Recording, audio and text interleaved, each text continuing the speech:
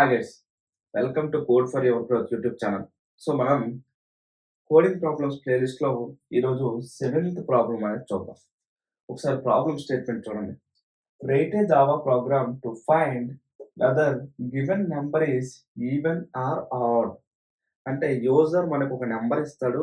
ఆ నెంబర్ అనేది మనం ఈవెన్ నెంబరా ఆడ్ నెంబరా అనేది చెప్పాలి.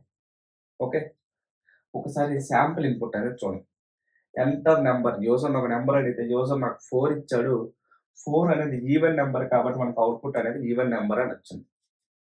నెక్స్ట్ ఇంకొక ఇన్పుట్ చూడండి. ఎంటర్ నెంబర్ అని యూజర్ అడిగితే యూజర్ నాకు 3 ఇచ్చాడు. అవుట్‌పుట్ అనేది ఆడ్ నెంబర్ అనేది వచ్చింది. ఎందుకు? 3 అనేది మనకి ఆడ్ నెంబర్. అంటే మీరు నేను 4 అని చెప్పినప్పుడు మీరు ఈవెన్ నెంబర్ అని చెప్తున్నారు. లెట్స్ సే నేను 28 అని చెప్పినప్పుడు మీరు ఈవెన్ నెంబర్ అని చెప్తున్నారు. లెట్స్ సే నేను 95 అని చెప్పినప్పుడు మీరు ఆడ్ నెంబర్ అని చెప్తున్నారు. ఎలా చెప్తున్నారు? అంటే ఒక నంబర్ చెప్పగానే మీరు వెంటనే అది ఈవెన్ నంబరా, ఆడ్ నంబరా అని చెప్పేస్తున్నారు. అంతేనా? నేను 101 అని చెప్పాను. ఆడ్ నంబర్ అని చెప్పేస్తున్నా. 500 అని చెప్పాను. ఈవెన్ నంబర్ అని చెప్పేస్తున్నా. అంటే ఆ నంబర్ ఈవెన్ నంబరా, ఆడ్ నంబరా అనేది నేను నంబర్ చెప్పగానే మీరు చెప్తున్నారు. అంటే మీరేం చేస్తున్నారు మైండ్‌లో ఒక మ్యాథమెటికల్ ఆపరేషన్ చేస్తున్నారు. ఏదైతే మ్యాథమెటికల్ ఆపరేషన్ మీరు చేశారో, ఆ ఆపరేషన్ మీరు జస్ట్ కోడ్ కింద కన్వర్ట్ చేస్తే మనకి ప్రాబ్లమ్ అనేది సాల్వ్ అయిపోద్ది. ఒకసారి థింక్ చేయండి. మీరేం చేస్తున్నారసలు? నేను 43 అని చెప్పాను. మీరు ఆడ్ నంబర్ అని చెప్తున్నారు. అంటే మీరు మైండ్‌లో ఒక ఆపరేషన్ చేస్తున్నారు. ఏం చేస్తున్నారు? మనం చిన్నప్పుడు మ్యాథ్స్ నేర్చుకునేటప్పుడు తెలుసుకున్నాం. ఈవెన్ నంబర్‌కి, ఆడ్ నంబర్‌కి డిఫరెన్స్ ఏంటి అనేసి. మీరు మైండ్‌లో ఏం ఆపరేషన్ చేస్తారంటే, నేను ఒక నంబర్ చెప్పినప్పుడు లెట్స్ సే నేను 77 అని చెప్తే, మీరు మైండ్‌లో ఏం చేస్తున్నారు? దాన్ని 2తో డివైడెడ్ బై చేసి రిమైండర్ 1 వస్తుందా? రావట్లేదా? అని వెరిఫై చేస్తున్నారు. నాకు 2తో డివైడెడ్ బై చేస్తే 2 38 ఆర్ 76 రిమైండర్ 1. సో, రిమైండర్ 1 వచ్చింది.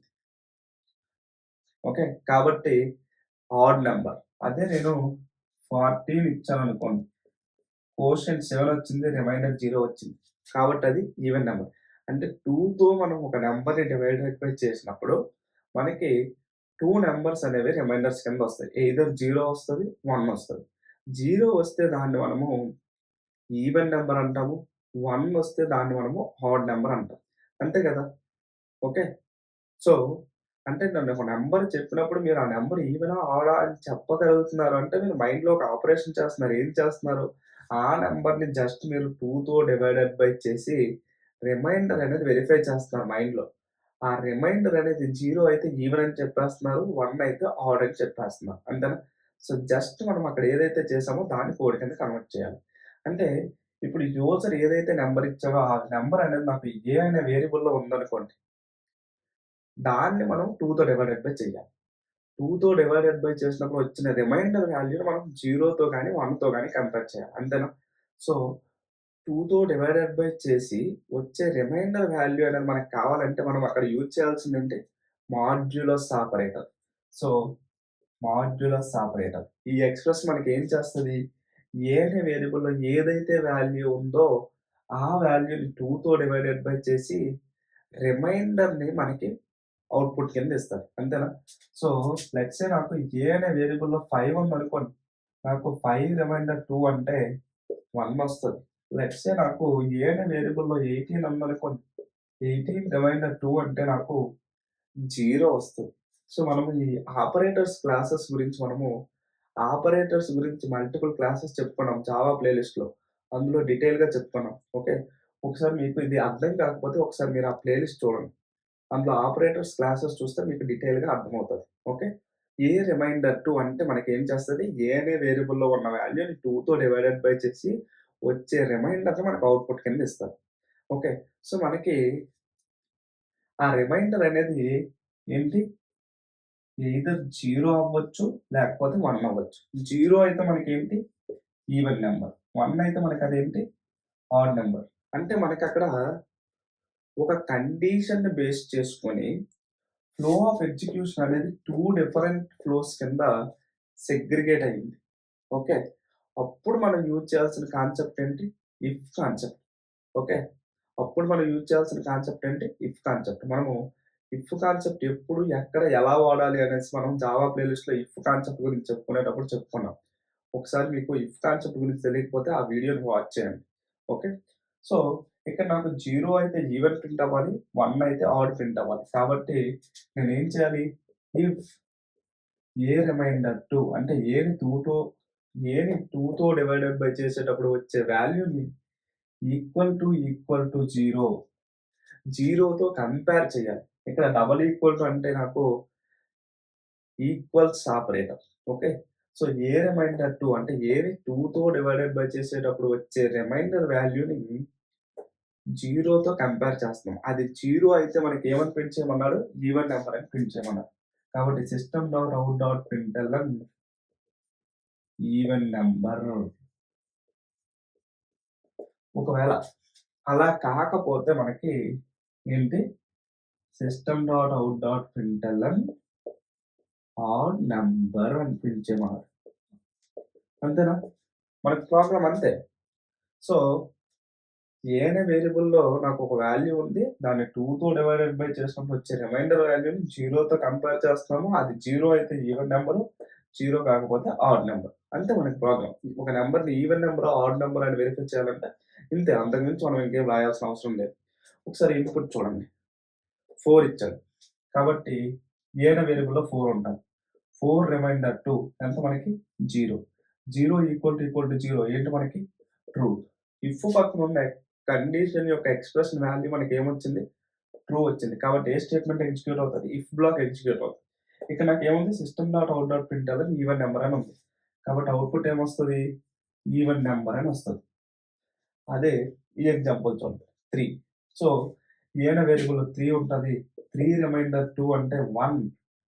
ఓకే. సో, 1 ఈక్వల్ టు 0 అంటే కండిషన్ ఏంటి? ఫాల్స్. ఇఫ్ పక్కన ఉన్న ఎక్స్‌ప్రెషన్ యొక్క వాల్యూ ఫాల్స్ అయితే మనకి ఏది ఎగ్జిక్యూట్ అవుతది? ఎల్స్ బ్లాక్ ఎగ్జిక్యూట్ అవుతది. ఎల్స్ బ్లాక్‌లో ఏముంది? System dot out dot println odd number అని ఉంది. కాబట్టి నాకు అవుట్‌పుట్ ఏమొస్తది? ఆడ్ నంబర్ అని వస్తది. ఓకే. అంతే గైస్. మనం ఈవెన్ నంబర్, ఆడ్ నంబర్ అని వెరిఫై చేయాలంటే జస్ట్ మనము ఈ 4 స్టేట్‌మెంట్స్ రాస్తే మనకి సరిపోతుంది. ఓకే. Hi guys. సో, మనం ఈవెన్ ఆర్ ఆడ్ నెంబర్ గురించి బోర్డ్ మీద చెప్పుకున్నాం కదా! సో, దానికి మనం ఇప్పుడు ఏం చేద్దాం అంటే ప్రోగ్రామ్ రాద్దాం. సో, నేను ఇక్కడ ఈవెన్ ఆర్ ఆడ్ అని ఒక క్లాస్ క్రియేట్ చేసుకున్నాను. సో, ఇప్పుడు ఏం రాయాలి? మెయిన్ మెథడ్ రాయాలి. Public static void main string args. Okay. So, మనం యూజర్ దగ్గర నుంచి ఇన్పుట్ తీసుకోవాలి కాబట్టి మనం ఏం యూజ్ చేయాలి? స్కానర్ క్లాస్ యూజ్ చేయాలి. Scanner in equal to new scanner system dot in. So, ఇక్కడ మనం ఏం చేసాము? స్కానర్ క్లాస్కి ఆబ్జెక్ట్ క్రియేట్ చేసాం. ఓకే. మనం స్కానర్ క్లాస్ యూజ్ చేస్తున్నాం కాబట్టి మనం ఏం చేయాలి? స్కానర్ క్లాస్ని ఇంపోర్ట్ చేసుకోవాలి. Import Java dot util dot scanner. Okay. So, నేనేం చేశాను? స్కానర్ క్లాస్ని ఇంపోర్ట్ చేసుకున్నాను. స్కానర్ క్లాస్కి ఆబ్జెక్ట్ క్రియేట్ చేశాను. నెక్స్ట్ మనం యూజర్ని అడగాలి ఒక నెంబర్ ఎంటర్ చేయమని. కాబట్టి system dot out dot println enter a number. So, user ఒక నెంబర్ అనేది ఎంటర్ చేస్తాడు. దాన్ని మనం ఒక వేరియబుల్లోకి తీసుకోవాలి కాబట్టి int a equal to in dot next int. Okay. So, ఇప్పుడు ఏమైంది? యూజర్ ఏదైతే వాల్యూ ఇచ్చాడో ఆ వాల్యూ అనేది మనకి ఏ అనే వేరియబుల్లోకి వస్తుంది. సో, ఇప్పుడు ఏ అనే వేరియబుల్లో ఏదైతే వాల్యూ ఉందో అది ఈవెనా ఆడా అని వెరిఫై చేయాలి. ఈవెనా ఆడా అని వెరిఫై చేయాలంటే ఏం యూజ్ చేయాలి? దాన్ని 2తో డివైడెడ్ బై చేసి రిమైండర్ అనేది 0నా 1నా అని వెరిఫై చేయాలి. కాబట్టి if a remainder 2 equal to 0 మనం ఒక నెంబర్ని 2తో డివైడెడ్ బై చేసినప్పుడు రిమైండర్ 0 వస్తే దాన్ని మనం ఏమంటాం? ఈవెన్ నెంబర్ అంటాం. కాబట్టి ఆ కండిషన్ ట్రూ అయితే మనం ఏమని ప్రింట్ చేయాలి? ఈవెన్ నెంబర్ అని ప్రింట్ చేయాలి. కాబట్టి system dot out dot println even number అని పెట్టాను. ఒకవేళ ఆ కండిషన్ ఫాల్స్ అంటే ఎప్పుడవుతుంది? ఏ రిమైండర్ 2 అనేది 1 వస్తే అప్పుడు ఫాల్స్ అవుతుంది. కాబట్టి మనకి ఎల్స్ బ్లాక్ ఎగ్జిక్యూట్ అవుతుంది. అప్పుడు మనం ఏం ప్రింట్ చేయాలి? System dot out dot println odd number అని ప్రింట్ చేయాలి. అంతేనా? అంతే. మనకి ఈవెన్ ఆర్ ఆడ్‌కి ప్రోగ్రామ్ అనేది ఇంతే. అంతకు మించి ఇంకా ఏమీ లేదు. ఓకే. సో, ఇప్పుడు ఏం చేద్దామంటే మనం దీన్ని సేవ్ చేసి రన్ చేద్దాం. నేను సేవ్ చేశాను. కంపైల్ చేసి రన్ చేద్దాం. Javac space even or odd dot java compile చేశాను.